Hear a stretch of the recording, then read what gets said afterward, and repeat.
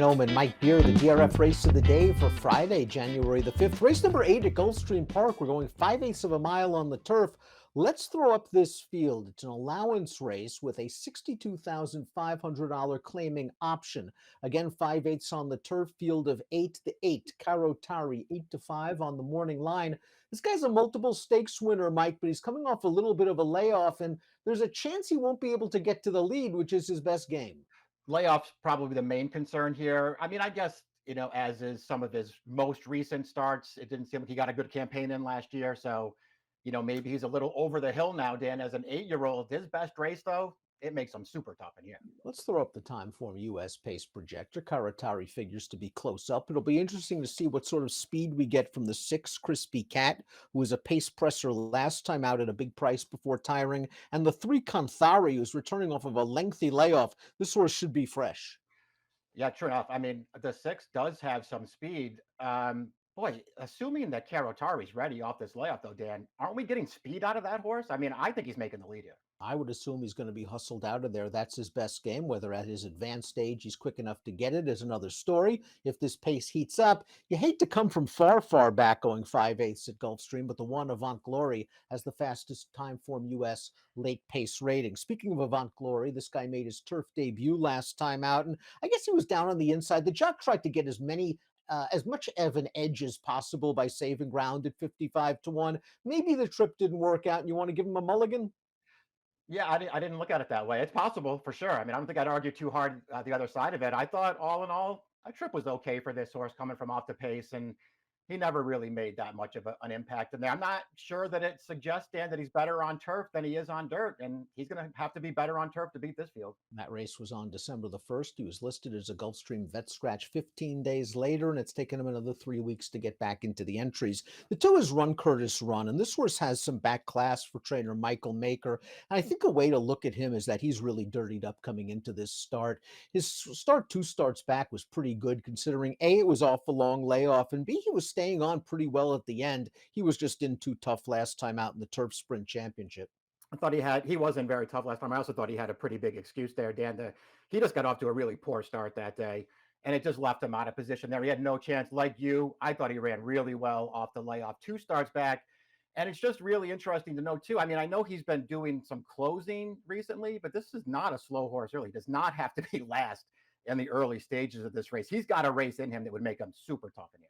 Considering the quality of competition he was in against last time out, the 6th place finisher shipped all the way out to Santa Anita, ran second in the Joe Hernandez with a 95 Beyer speed figure. Run Curtis Run was wired last time out. He's tactical enough to sit off the pace. This is a class drop. Kanthari is the number 3, an expensive son of Kantharos. He's a 5-year-old, though, with only 4 lifetime starts, and we haven't seen him since May, where he ran this race. First time for Kelly Breen, finishing 3rd in a second-level allowance. Kanthari showed some speed in here. He hangs on for 3rd. The winner of this race, in very good form, would come back to win a stake at Monmouth with a 96 Beyer, then place in another with an 86. Yeah, that was a sharp horse he bumped into there. I also felt like he bumped into a pretty good horse 2 back when he lost at Keeneland. His first 2 starts were good. He hasn't run a fast one yet, Dan, but he's got good tactical speed. There's obviously some upside here. He's another one off of a long layoff.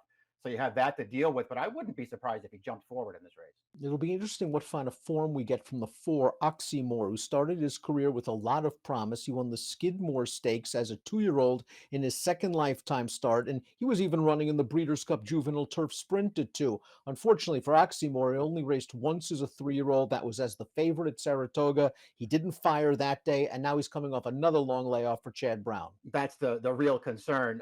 The last time we saw this horse at Saratoga, you could tell right from the start that he wasn't going to run there. It just almost felt like there was something going on, and Jose Ortiz knew it in the early stages of that race. He never really asked this horse for anything. So that's problematic. You're going back to now a couple of races this horse ran as a 2-year-old to judge him off of.